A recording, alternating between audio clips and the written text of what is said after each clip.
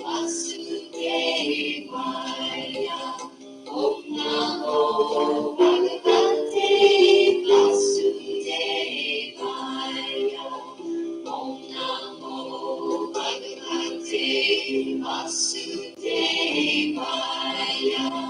Om Namo Bhagavate Vasudevaya. Om Namo Bhagavate Vasudevaya. Om Namo Bhagavate Vasudevaya. Om Namo Bhagavate Vasudevaya. Om Namo Bhagavate Vasudevaya. Om Namo Bhagavate Vasudevaya. Om Namo Bhagavate Vasudevaya. Om Namo Bhagavate Vasudevaya. Om Namo Bhagavate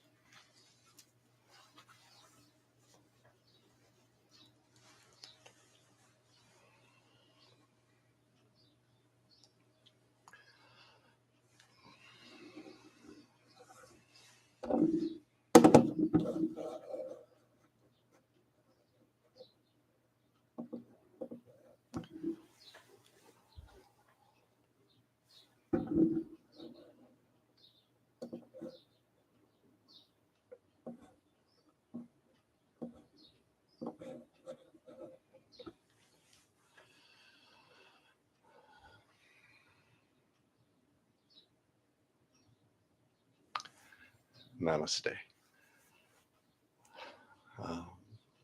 Hoping that you're having a very happy and healthy Father's Day. And also hoping that you're having a very happy and healthy solstice or summer solstice of 1923. The solstice is coming this Wednesday, so we're a couple days beforehand, but that's about perfect for the meditation this afternoon. And I would ask to begin, if you could, I'm going to begin with a short prayer. If you could please come to a meditative posture.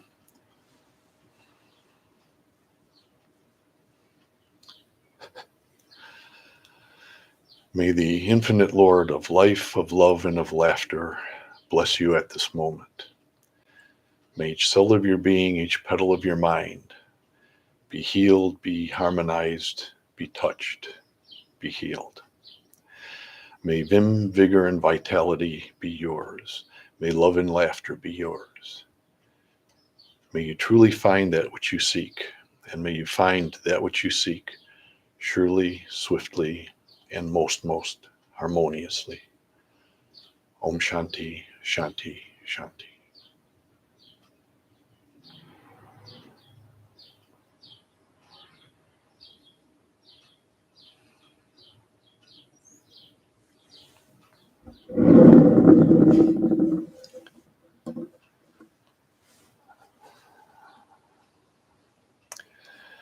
Today I would like to meditate with you about the core teaching of Kriya Yoga. Although I say Kriya Yoga, it's really any mystical system or mystical tradition. And this teaching is that everything in life is connected together. Everything. And like a flower garden or a vegetable garden in your backyard, the life that exists there is not isolated. The life that exists in the garden that you have is not isolated. It is connected to the universe. Not just you and not just this little plot of land that I'm sitting on or that you're sitting on. It is connected to the entire universe. Or as they might say, or they would say, there are no islands in the sky. There's a lot of people that around this time of year start a garden. They have gardens in their yards, probably their backyards. And the gardens that we have are a little bit mechanized. In modern science, we have fertilizers and garden hoses and things like that, so we can plant the vegetables or plant the flowers. There's different types of gardens that people have, but whatever the case might be, you can put fertilizer in and you water them, and as long as you do that, for the most part, eventually there will be flowers or vegetables growing in your garden. And so it takes some work, but you have, because of modern science, certain things that will happen that are actually somewhat miraculous, life being produced. But the garden that you have or that we have or whatever the case might be, if left unto itself, it will grow. It existed there before I existed there. My garden existed before I came along. In other words, what I'm saying, just by the process of life and this reproductive process, whatever the vegetable might be, it would grow, whether I'm there or not. It would grow, and flourish.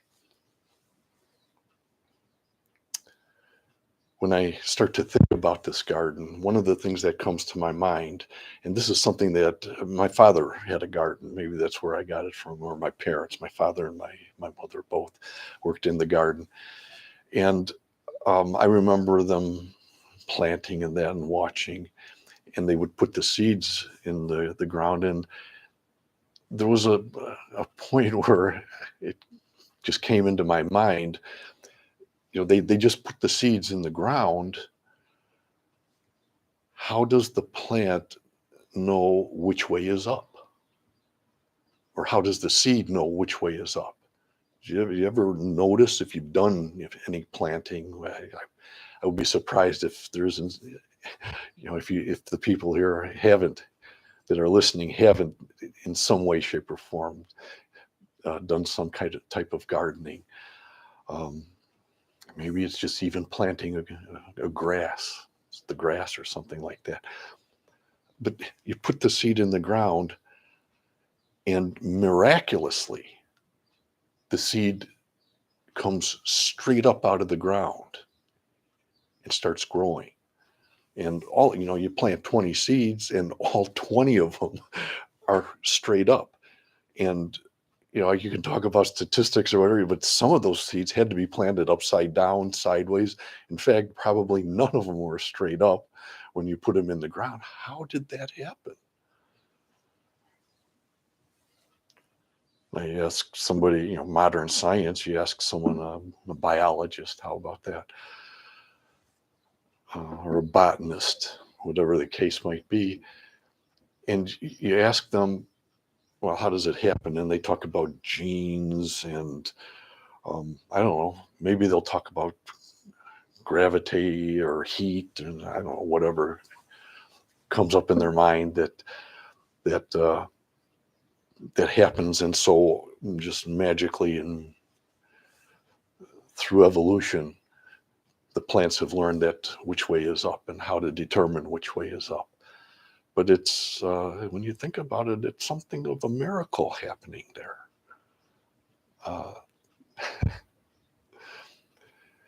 And especially if you want to go along with what I call institutional science. Institutional science today, and actually for a couple hundred years, has said that everything that happens independent of some higher being or some higher mind, that it happens kind of mechanically. The world is just kind of this mechanical machine that was created by God. They might go that far and admits there might have been some creation, although even that's arguable in their minds.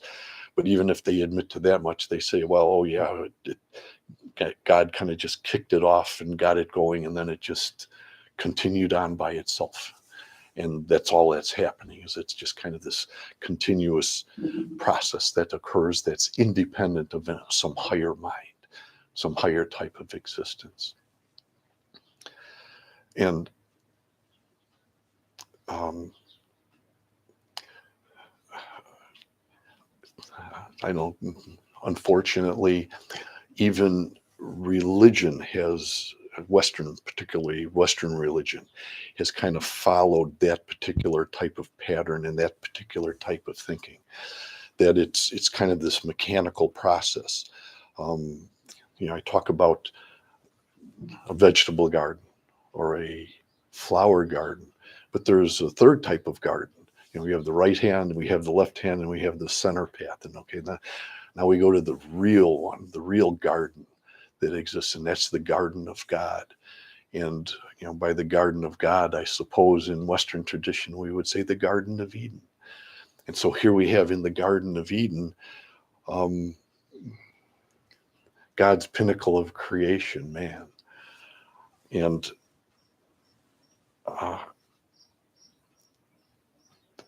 science would say that when a person is born, when you or I are born, we're born just kind of a pile of mush, a nothing. that there's no consciousness there, I guess is what I'm getting at. That's the point I'm getting to. They're going to say there's no consciousness that's there, that consciousness comes into the picture when conception occurs. And even there, the consciousness is just some low level, meaningless, almost non-existent type of consciousness. And then as the seed grows within the mother, and it starts to take form and it grows, as things progress, consciousness slowly grows inside of whatever that is that's growing inside the mother's womb. And then it grows and grows until, of course, the person is born, and then it comes out. And science would say the word that they use is tabula rasa, which means blank tablet. And so here it comes out into the world, and it's just a blank tablet. And then from there, now the consciousness starts to evolve and progress and come into being. Eastern tradition, mysticism, Kriya Yoga says that's not what happens. What Kriya Yoga says is that the consciousness that exists external to the process that I just went through. In other words, the consciousness that you are, the consciousness that I am, it pre-existed conception. In fact, in yoga and mysticism, what they would say is that it pre-existed conception within that package called the mother, 3 months, 90 days before conception. There was a consciousness that, so to speak, came into the mother, or becomes part of the mother, part of the father, and that consciousness there starts establishing itself within that arena, that family. And then after 3 months, then the conception takes place. 9 months later, a physical being, a physical body is produced from that. But the consciousness is there within the being. I remember I was talking, there's a group that I deal with. It's called Friends in Kriya, and they meet at 5 o'clock on Sunday afternoons, and it's a kind of a social type of group, but they talk about Kriya Yoga, and I've been there a couple of years, I think now, and every once in a while they've asked me to speak there. And in one of those sessions, these are open sessions, but in one of them I was talking, and I was getting at this idea of consciousness. And I said, well, when we meditate, in the new meditation, when I started, I said, could you please come to a comfortable meditative position, and then we're going to do a short prayer. Well, when you do that, you come physically into a seated position of some sort. And then what we would say, if I was going more in depth in it, I just generalized, make me assuming, maybe I shouldn't have assumed it. I'm assuming everybody knew about the meditation, the meditative position. But what you do is you bring that, what you do is you bring your consciousness and you bring it to the point between the eyes at the root of the nose. And what we would say is you bring your attention there. But by attention, we mean consciousness. And so you bring your consciousness now. Now, when I was talking with this group, I stopped for a moment and I says, well, okay, you bring your consciousness to that point between the eyes at the root of the nose. And there's different techniques, and you may have it. Sometimes we say bring it to the bottom of the spine and rotate it around the spine. But getting off the point, what I asked them was, where was the consciousness before you brought it here? And so I'm going to ask you the same thing. When you're doing your meditation, going into your meditation, you bring your consciousness to that point between the eyes at the root of the nose. Where was your consciousness before that? Where did you get it from? Was it in your left elbow? Was it in your big toe?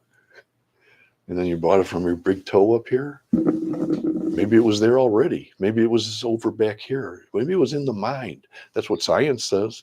Oh, it was at the pituitary gland. Pineal gland, sorry. The pineal gland. That's where your consciousness was at. And then you bring it to here, to the point between the eyes. Well, wait a minute. Was it in your garage? Is that where your consciousness was at? Maybe that's where it was at before you brought it there. Or how about this? I'm going to really expand the garden out. From a local garden, I'm going to expand it out to maybe it was in Alpha Centauri or Gamma Boides. Maybe that's where your consciousness was at. And so you had to go get it from there and bring it in. Where was your consciousness at?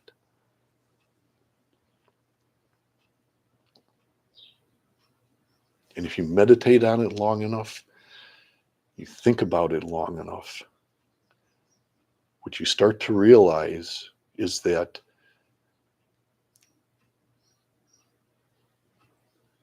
consciousness, the consciousness that you are, is much more than science lets on that it is.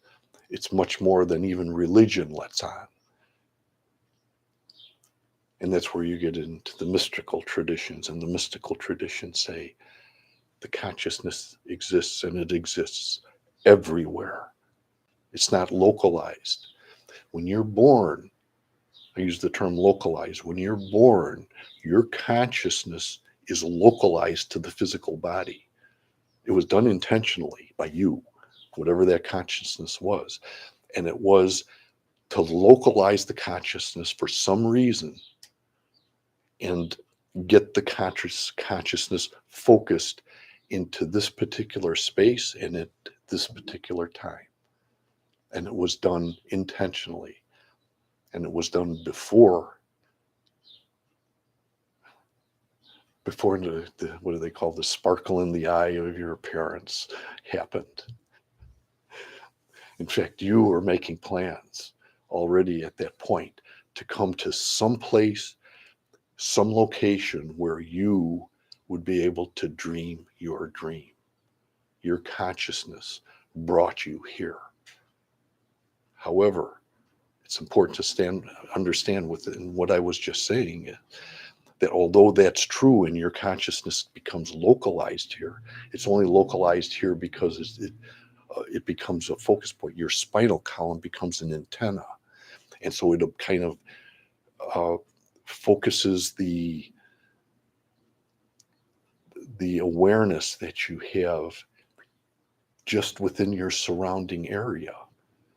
So I'm in a room right now, and I'm closing off the rest of the world intentionally so that I can just focus on, I see some drapes over there. Oh, there's a plant there. Another plant there, still there. Another plant there. And so what I do is I use my physical senses to go out and to check and make sure everything's okay. That my dream is, that I'm dreaming is still intact. And you do the same thing where you're at. Taking your dream and dreaming your dream and making sure that it is intact.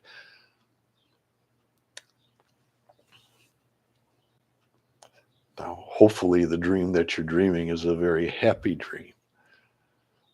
The way things go, unfortunately, a lot of times it's not so happy.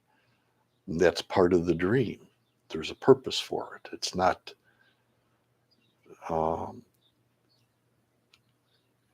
incidental. It's not unimportant. It's very important. The pain is very important, and the happiness is very important.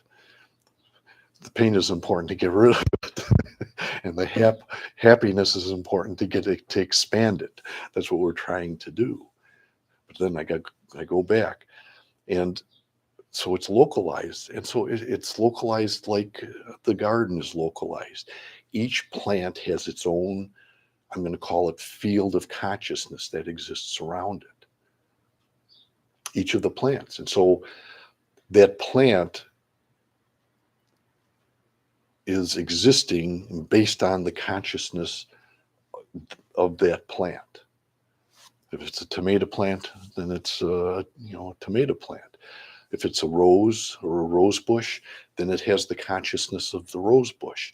And all rose bushes have a connection to another consciousness, which is at a higher level. It would be called the oversoul of the rose bushes. And the oversoul of the rose bushes, which is immortal, produces or allows the rose to connect to that consciousness and to come out as a rose. That's why a rose grows up, and it knows which way is up, because there's a consciousness that pre-exists that rose when the seed or the set stem is planted within the earth. I guess I'm using rose. Let's use a tomato, or I think I better. Let's use an acorn, because an acorn produces an acorn. You put an acorn in the ground. There's a biologist who used to be an atheist, but he turned into a mystic. His name was Rupert Sheldrake, and I ran into him a number of years ago, and very fascinating person to listen to, a very good speaker. And what he has theorized, to make it scientific, what he says is there's this field that exists. And it's an energy field that exists around the seed. In this case, let's say it's a tomato plant of the seed. And it exists in such a way that, and I think this is fascinating, that the field of consciousness around the tomato seed is pulling the tomato plant from the seed into creation. When I heard that, I had to smile and say, wow, what an insight that is.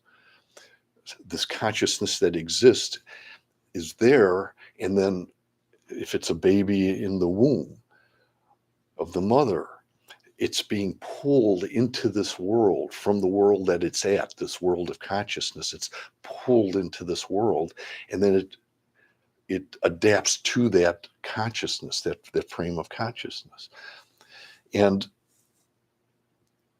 it grows and it becomes a human being. And if you plant an acorn, the consciousness of the acorn is there, and it's being pulled out, and so it turns into an oak tree. And then that consciousness sustains itself around the plant, around the tree, around the human being, whoever it is. And then what the question is, okay, around I'll take my consciousness, for example. Okay, I accept that it exists within me. I'm not denying that. It's within the brain, it's within me. The consciousness is there. But I'm saying it's more than that. It goes beyond me. It's like a magnet. You imagine a little magnet. The magnetic field is in the magnet. And you can do experiments to show that the magnetic field exists there. And then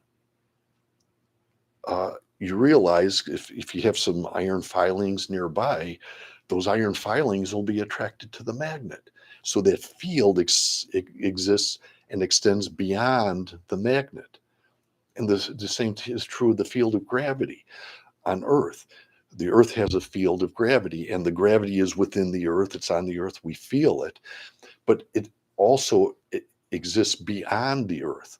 And so it exists all the way to the moon. And so the moon is held into orbit around the Earth by this field of gravity. which is not just in the earth, it's beyond the earth.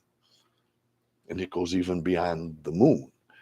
And so what I'm saying is, for you, your field of consciousness exists beyond your earth, in your Garden of Eden. And it exists beyond you. And then you go, well, okay, okay, is it this far beyond me? You know, I got my arms spread all. Is that how far beyond me that it goes? And you say, I'll say, okay, yeah, it goes beyond that, but then how much further beyond that does it go? And then with that, I'd like to really talk about something that's really the essence of this, the noon meditation, and something that, an idea that I would like to get across in this other group that I was talking about. I've started talking about it there. And given some examples of things that are shown where the scientists, again, his name is Rupert Sheldrake, and modern science says, they don't want to touch it. They don't want to go near it. They won't do anything. But he says, no, we need to do some experimentation to see this field of consciousness that exists, and it exists beyond the physical body. If what he's saying is true, if it does exist, and it exists for me in my part of the garden, and it exists for, let's say, another person who's in their part of the garden of God, how can we show that it really exists? And the thing is, we don't have instrument, we don't have a consciousness meter. So we can't use a meter to measure consciousness, or at least not yet. Maybe one of these days, who knows? But we don't have it yet. And so it's easy for science to deny that it exists because it's something that you can't see, touch, taste, none of that. However, they say, the mystic says it's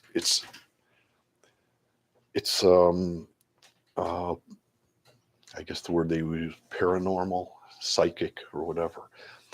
And those are the types of terms they use. But the way you can tell that if it really exists, if it's true, then one of the experiments that can be done, and that he did, is to go out and talk to people and ask people, have you ever had an experience that's a psychic type of experience? And one of the questions he asked, and he got involved with, was asking people, and he wound up asking thousands of people. He said, have you ever had this experience where you're driving in the car and you're driving along, and then all of a sudden you just have this strange feeling, and you go, and you turn and you look, and the person next to you is looking straight at you, and you go, oh my gosh, and you say to yourself, I know it's happened to me.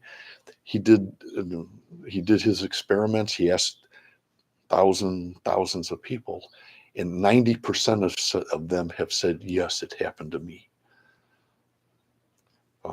Or the other way, you're driving along and you're looking around, you maybe just looking around. It's happened to me where I'm just looking around and I happen to see someone in the car next to me, and I'm looking at them and I'm saying, oh, I wonder, not intentionally or otherwise, but I'm just looking at them, and all of a sudden the person stops, and the person stops there and spins around and looks right at me. And what's important about that is, I'm looking at the person, and in this case, it happened to be, there were 4 girls in a car, and they were bouncing like this. That's what caught my attention, and I'm just kind of looking, and the one of the girls in the front seat, the front right-hand seat, did this. The rest of them are bouncing, and she did this. And what's important is what she didn't do. I tell you what she didn't do. She didn't do this. She didn't do this. She didn't do this. She didn't do this. And she didn't do any of that. You know what she did? She went, like that. It scared me. The light turned green. And I said, I'm out of here. It scared me the way it happened. Um, uh, my consciousness touched her consciousness, and she felt it and she knew it and didn't like it in this particular case.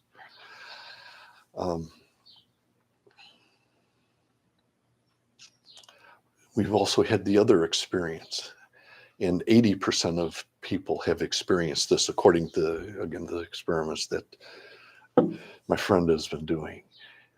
He said telephone telepathy, where where people will be sitting there along and say, "Oh my gosh, I remember I was talking to John, and God, John, we went to high school together. I haven't heard from him or talked to him in 20 years. I wonder whatever happened to him." And 10 minutes later, the phone rings, and John is on the phone saying, "I was just thinking I wanted to call you and catch up with you, how things are going." And this telephone telepathy type of thing. I would assume a lot of you here that I'm talking to today have had that experience. I've had it not in an intense way, in kind of a more subtle way. It's not as clear cut for me, that type of experience. But for a lot of people, it is very clear cut, and they say, well, no, it's something, there was a connection that was made, particularly for people that are in the same family. Keeping with the theme for today, the people that are in the same garden, okay? The plants that are in the same garden are communicating with each other. The people that are connected to each other in this Garden of Eden called the Earth Life are connected to each other. Now, people can't impose their consciousness on you. You can, so to speak, block it off. You can put a field around it that doesn't allow people in. So it's not like people can start doing Ouija things to you. They can't. They can only do it if you allow them to do it. I think it's just important for me to say that. And I don't want to dwell on it, but they can't impose themselves on you. However, if you say it's okay, and if you open the door, then it does open the door for these types of what I would call mystical, or what people call mystical experiences to occur, even if it's to the point of reading reading minds and things like that. But beyond that, you can go even beyond that, and it's actually we're part of the animal world, and so we have connections with the animal world, and it happens there too. And again, my Mr. Sheldrake has done experiments with connections between humans and animals. In particular, he's noticed that a lot of people that he would talk to would say, "Oh yeah, I have a dog, and the dog knows when I'm going to come home." And they have this experience. And he actually did an experiment, because a lot of people say this. What happens is, somebody, let's say the husband is out working and the wife's at home. What will happen is they'll notice that all of a sudden, if they have a dog, the dog will get up and start moving around, and it'll go over to the door and it'll sit at the door. And then, 10 minutes later or 20 minutes later, the husband comes home, and the dog's there, and they just notice that this is happening. And they're saying, wow, isn't that interesting? And he's done experiments which they try and, all these types of things that I'm talking about are anecdotal. So I'm talking about anecdotal experiences that people have, and science doesn't like anecdotal, because that's, they say that you can make things up. You can imagine things, it's coincidence and stuff like that. So they want scientific proof. So what he says is, here, I'll set up an experiment where you can do this scientifically. And the scientists say, Why should we waste our money with that? It's not real. It doesn't happen.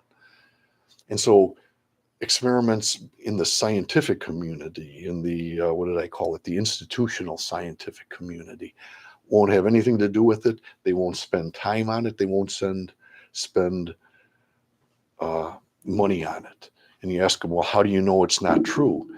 And they said, because that's psychic stuff, and we know that isn't true. That's what their answer is, which obviously is anecdotal. How about that?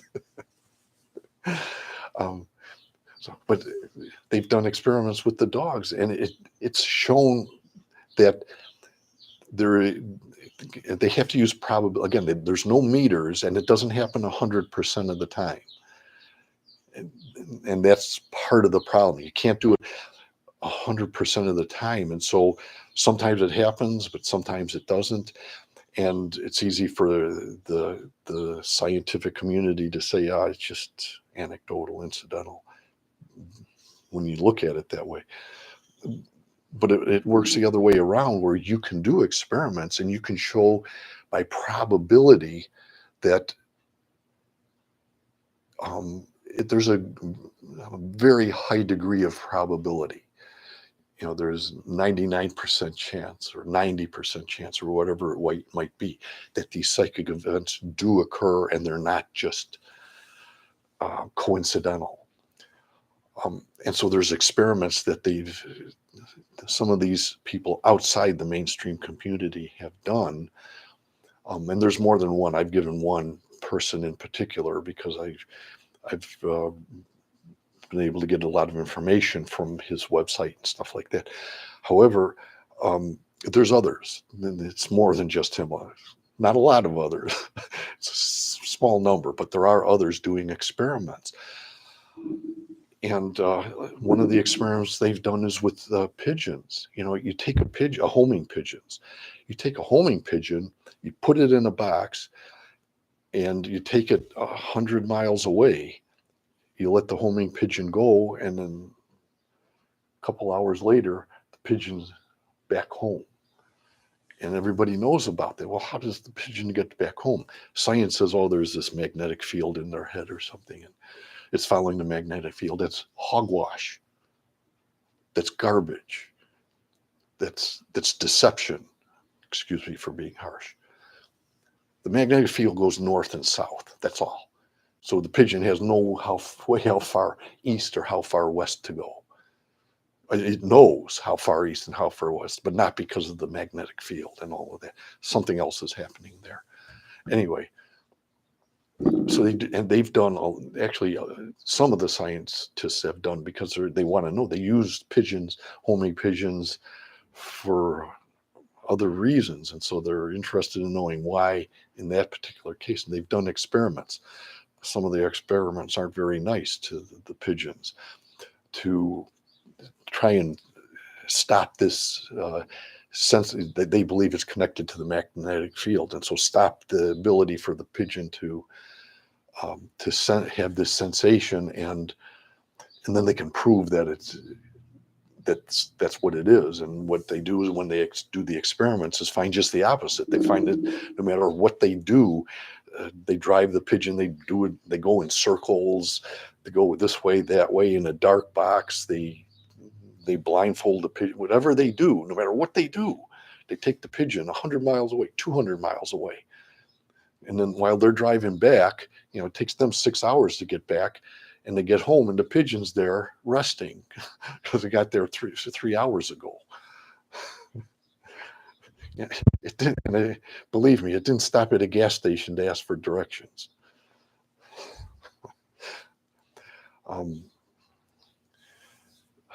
And you look at a flock of birds, and you watch them, and a large flock of birds, hundreds or sometimes even thousands of birds. You can see them. There's videos online. You can see them. And the birds are flying, and they're flying. And as they're flying, you can, they make a form in the sky. And the forms that they make are, of course, moving. And so it's like mesmerizing. You watch, and even if you watch a video of it, you say, oh my gosh, it looks so beautiful, so elegant, the way the form it forms and it shapes, and then you automatically think, my God, how are they doing that? How does that happen? I'm telling you how it happened. There's an oversoul, a field of consciousness that exists around that entire flock of birds, and they're all tuned into that, and that's how they do that. And it's the same with a school of fish. The school of fish, they're swimming and they go, and it's a fraction of a second, and they're turning one way or another, and they're all turning together. They're not looking at each other and saying, and somehow communicating. I think we should turn now. Oh yeah, tell Joe in the back we're going to turn in a second. Sounds silly. It is silly. There's a field of consciousness, a fish consciousness around the field of fish, and they're tuned into that, and they're following that field of consciousness that exists there. And the same as a pack of wolves. The wolves, when they're hunting, they go one direction or the other. And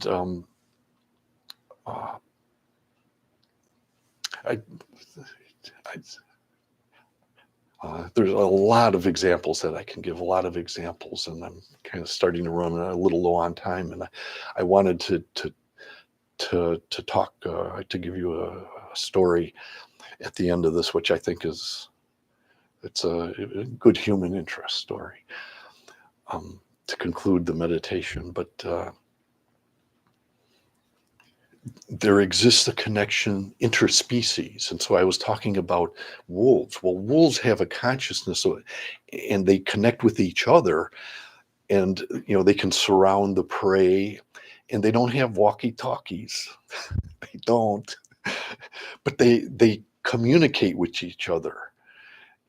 And I'm saying, and I'm suggesting, and maybe strongly suggesting, that the communication is not on a physical level. It's on a more subtler level, a conscious level. But the animals of prey tune into that consciousness. And so there's also an interaction between the predator and the prey states of consciousness, that something is interacting there and going on there. Which again, if I start talking, I can wind up going off on a tangent, and I have to start focusing a little bit. But the same is true of between man and other species. Like I said about the dog, this connection, psychic connection, if I'll call it that, this connection of consciousness also, it's very strong with birds, or what they've found is that there's that's why I talked about the pigeons. The pigeons are going home. They're going to where their home is at, and they're tuned into that home consciousness. That's why they can fly right there. They don't need directions or whatever. They're tuned into that field of consciousness of the humans, of that environment, and whatever it is that exists there. And there was a woman, her name was Amy Morgan, and she bought a parrot, and the purpose was to train it to speak. And she trained it to speak 700 words, and it actually could speak like 7,000 short phrases. But one night she was asleep, and she was dreaming of an audio deck that she was playing. She's dreaming of an audio deck in bed, and the bird was next to her, sleeping next to her. And she's dreaming that she's playing on this audio deck, and the bird's name was Inkisi. And while she's playing with the audio in her dream, the parrot Inkisi says, "You got to push the button." And it woke her up. It woke her up, and she heard that. And she said, "Oh, what was that?" And then a couple weeks later, she was on the couch and again, sleeping. She had this dream that she was in the bathroom holding a medicine bottle. And all of a sudden, the bird in Kisi says, "See, that's the bottle." And again, it woke her up and startled her. And so the point I'm getting at is you have this interspecies type of connection which occurs between one species as another. And then just having said that, because I'm getting close, I wanted to tell you, I think it's a nice little story. I think it's a good way to end the meditation. And it deals with this idea of communication between all of us that exists in this garden of God. And it's by someone, Paul Harvey. Some of you may know of him. He was a speaker. He started in the early 1950s doing newscasts, and then he would do a commentary that he called The Rest of the Story, and he would tell little stories there about just stuff that happened that he became aware of. And I thought I'd share this story with you to close the meditation. And so he said, deep in the Indian Ocean are twin specks in the vastness that exists between Australia and Africa, a tiny island called the Cocos Islands. The South Island is only 10 miles across at its widest point, but it is inhabited. The Cocos are British property, so the population is mostly British. Your chances of going through life without ever hearing about the Cocos Islands would have been excellent. But something remarkable happened there in the summer of 1982. Like I said, this was from a few years ago. It was replayed recently when I heard it. So the story that he's relating was from 1982. It happened in the summer of 19, and because it did, I think maybe you will never forget them, the Cocos Islands. At the north end of the main island, there's a shallow lagoon protected from the sea by a reef. That's the Indian Ocean. Ordinarily, it is a tame place to swim and play, and that is exactly what 11-year-old Nick Christias was doing with his friends one afternoon, until suddenly a storm came up, and a giant wave swept into the little lagoon and then majestically receded over the reef, carrying with it young Nick. By the time help arrived, the boy was gone. I mean, carried out into the swollen sea. A nearby U.S. air base was notified, and of course, a search plane was launched.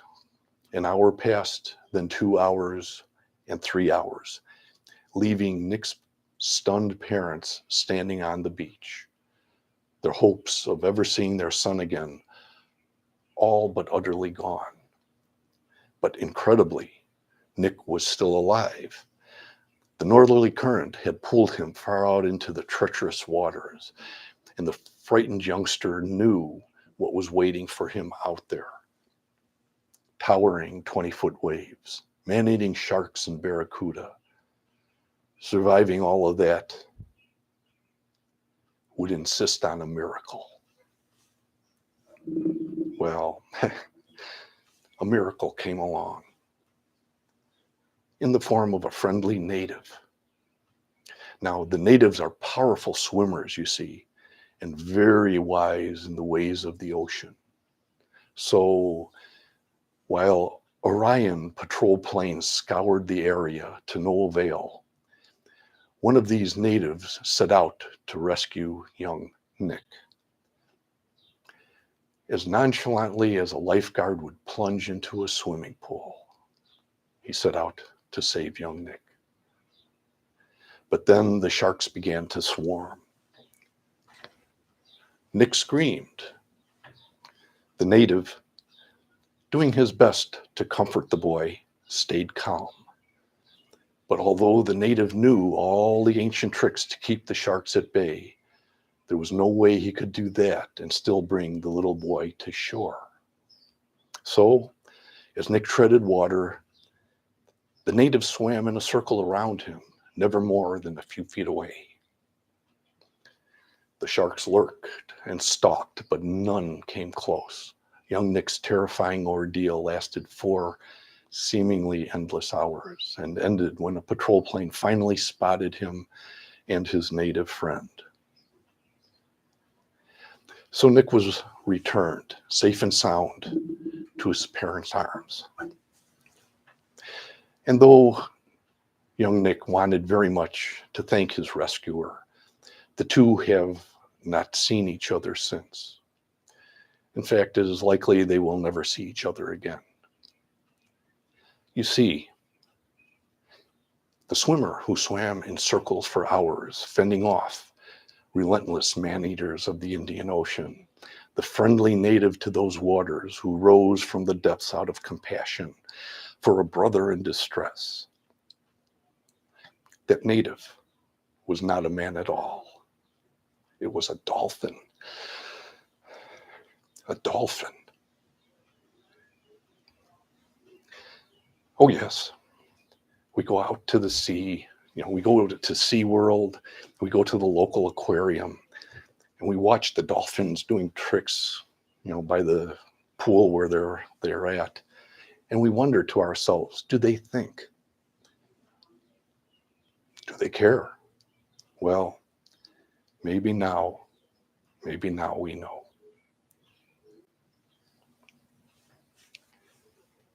Shanti.